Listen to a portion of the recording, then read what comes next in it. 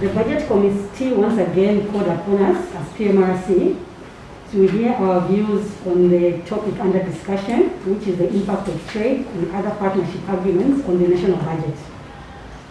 Particular focus of this presentation as guided by a committee are what policy and legal frameworks govern trade agreements, outline the existing trade agreements and their impact on national budget for the period 2017 to 2021, what measures have been put in place to enhance strategic trade partnerships that promote the competitiveness of Zambian industries, what is the net revenue gain or loss arising from the trade agreements during the stated period, what are the challenges that are being faced by Zambian industries in accessing regional markets despite these key existing agreements, and the last one is we recommend the way forward.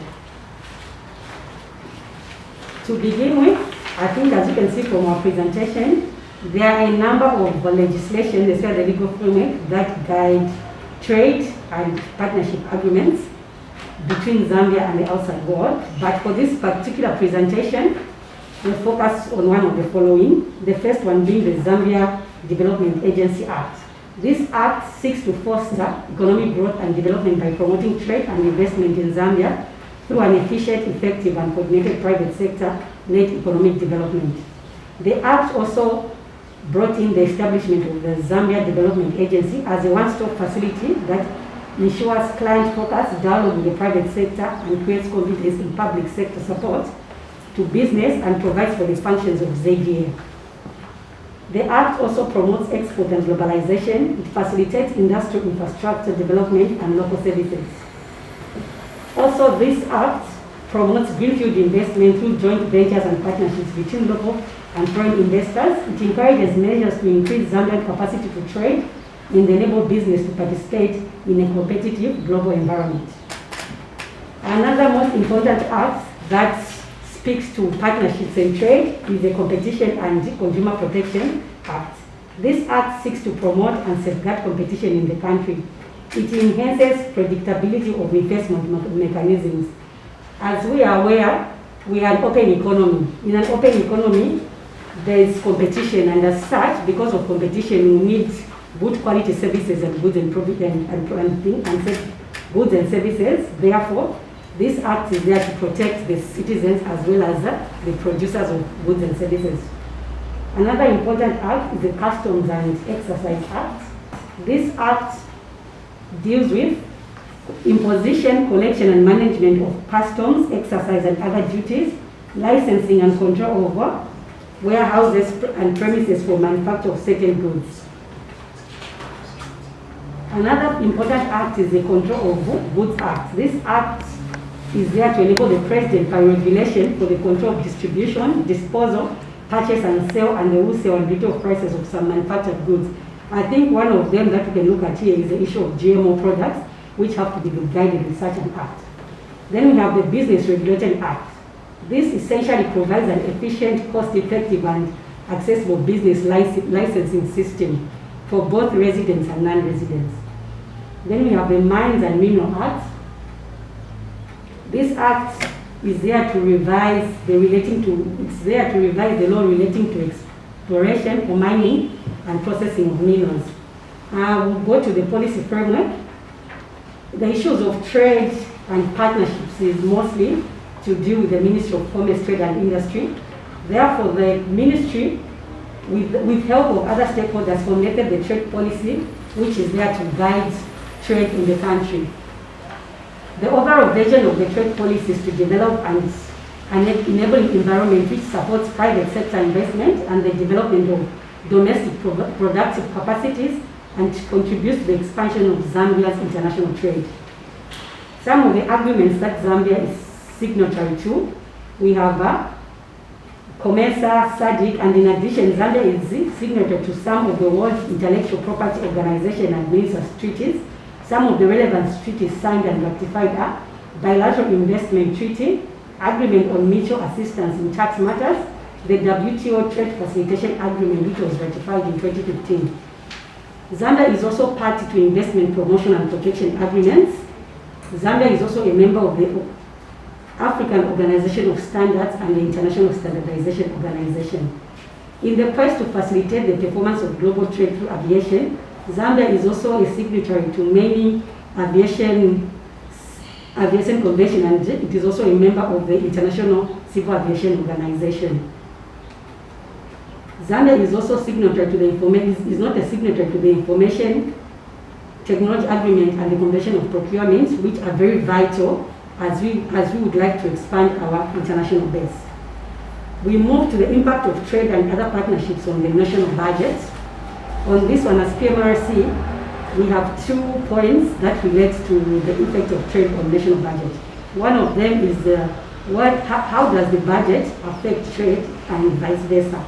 One way in which trade and other partnerships impact on the budget are through the fiscal measures that are set in the budget, such as revenue targets and the tax types, let's say like the issues of custom duties, the percentages. In an event that the tax revenue target of this fiscal year in that particular budget year are not met, this hinders the funding of planned projects. Another one is the choices of tax measures that we implement in form of excise duty, import duties. These will either disturb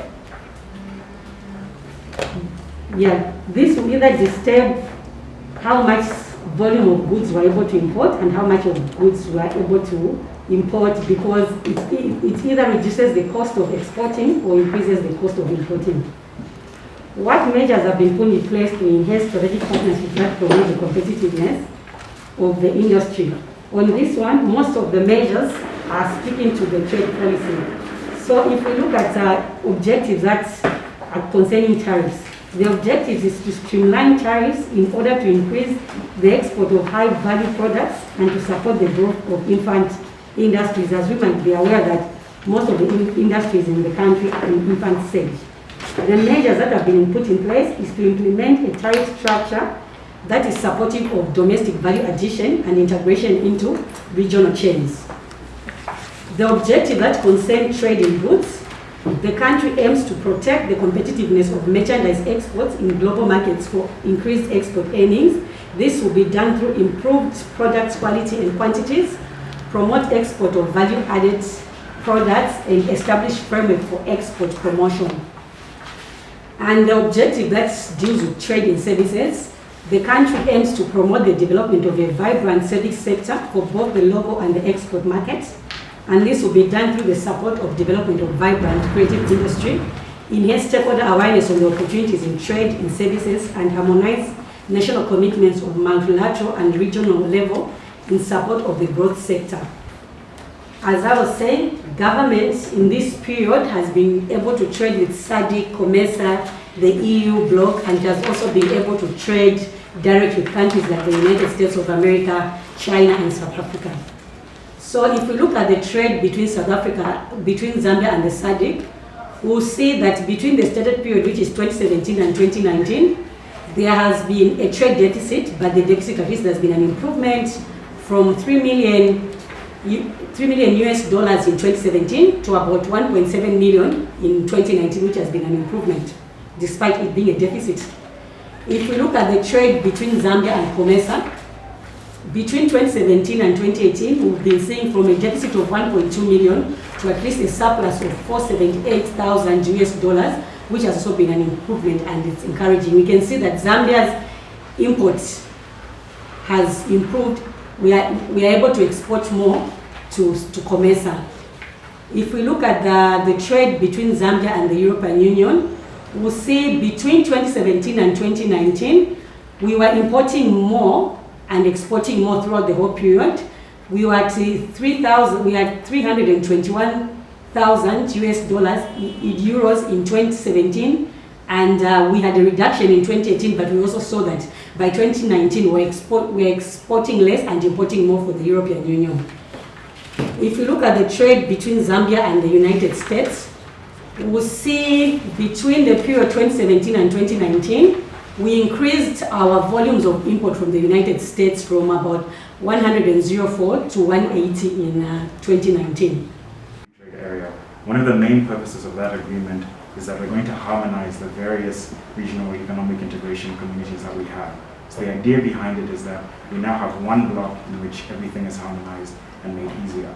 But it's not just a lack of political will, as was mentioned in some of the issues that we've had. It's to do with things like infrastructure. We can't put those things aside. Infrastructure and other non-tariff barriers, those have also led to a limited amount of trade between African countries.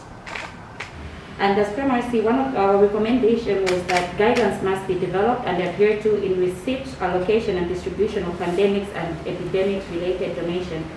So failure to have these guidelines does not necessarily mean that we as a country are not prepared. We're actually prepared, but this is one of the gaps that we've noticed that can also help to supplement or to effectively ensure that we as a country are prepared to address our response to epidemics and pandemics. We are aware that there have been a lot of donations that have come through, and I'll just give maybe the most recent in terms of COVID-19. And so what we need as well is to have proper guidelines that will also be uniform, that can be circulated to all key role players. And these guidelines must be adhered to so as to ensure the effectiveness and the approach, ensure that resources are actually allocated in the appropriate manner. And secondly, the Honorable Minister wanted us to find out if we've learned any lessons from previous epidemics and pandemics. I must say that we really have mentioned, and it is because of time, but some of the other formings that we had with regards to that to do with COVID-19, we also had other frameworks that were put in place as a result of the AIDS response fast-track strategy. We also had the Zambia Ebola preparedness and response plan. But one of the things that I must note to say that lessons might be learned, and the most thing that actually hinders us responding adequately or maybe in good time is the result of lack of resources. And I had mentioned previously to say that it's also about our health, the kind of health environment that we're in.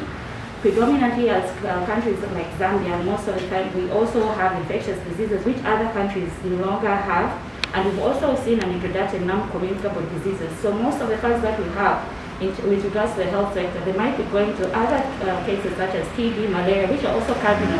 And that also leaves less room for resources to be put in place with regards to epidemics and pandemics. So as PMRC, we also try to call to say, in as much as resources may be limiting, there's also need to also ensure that our national health bill is also in line with international protocols. As it is for the 2021 budget allocation towards the health sector is only 8.1%, which shows forth of the Abuja declaration of 15%. So if we were to meet some of these protocols or maybe some of these guidelines, it will also help to ensure that there's enough money within the health sector which will also be taken to issues to do to respond with epidemics and pandemics. Lessons might be there, but the only way we can execute these lessons is if we do have adequate resources. And so as a country, we also need to look into ensuring that our health sector is adequately funded. Yeah, while you look at those goals, to remember those that are with us, goals to realize that a lot of infections are happening and is expected of them to save our lives and as communities, and we only ask that us as really strongly have to rethink how we allow ourselves that. And then with the question following, I really want to hear you. But as I had mentioned earlier, to say that non-state actors also play a key role in terms of research and development. As an institution, as PMRC, we might not be very specialized to do with issues to do research, but we also like to call upon government also consult from key non-state players. It might be World Health Organization to just try and see if indeed the vaccine is okay or should be administered to people here in Zambia. And once we're given a go-ahead maybe from World Health Organization, and we also have some trial tests, and we also see the evidence that is there with regards to the safety of the vaccine. I feel I'm not against the issuance of the vaccine as long as all those consultations are done.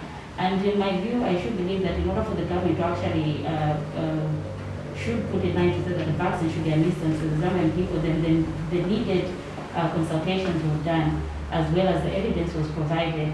And if there's still need for more research to be done upon it, we can actually recommend the government to actually extend the time frame in which the vaccines might be administered to the Zambian people. I think it's about time as Zambians, or as Zambia as a country, that we begin to add more funding to our own localized research and development of our own vaccines. For example, we have the National Biosafety Authority. Can we empower those scientists there to be able to conduct research and also to find local solutions that fit our circumstances? I think if we empower our own local scientists, they can be able to find localized solutions to some of these problems and skepticism that we have in terms of vaccines.